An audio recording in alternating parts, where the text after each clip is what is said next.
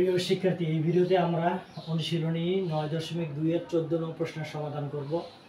cos 60 degree into cos 30 degree plus sin 60 degree into sin 30 degree equal to cos 30 degree.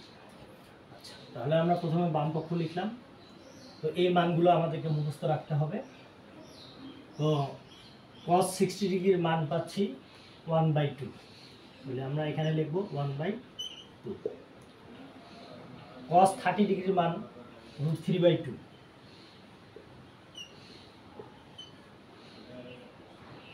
sin 60 ডিগ্রির মান এবং sin 30 ডিগ্রির মান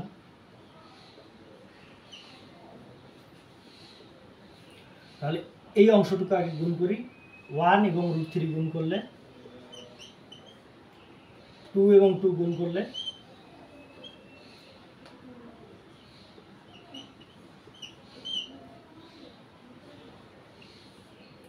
4 হচ্ছে লসাগু। তাহলে উপরে √3 এবং এখানেও √3। পরের লাইনটি √3 যেহেতু এখানে দুইবার আছে, তার মানে যোগ করলে আমরা পাচ্ছি 2√3।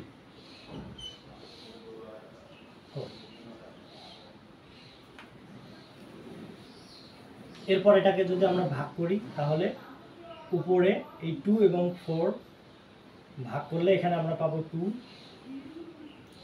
4কে 2 দিয়ে ভাগ করলাম, তাহলে পেলাম 2 এবং উপরে √3। এটা হলো বাম পক্ষের মান। আর ডান পক্ষ আছে cos 30 ডিগ্রি। ডান পক্ষ লিখে নেই শব্দটি cos 30 ডিগ্রি। তাহলে cos 30 ডিগ্রির মান আমরা জানি √3/2। তাহলে আমরা বাম পক্ষের মান এবং ডান পক্ষের মান সমান পেলাম।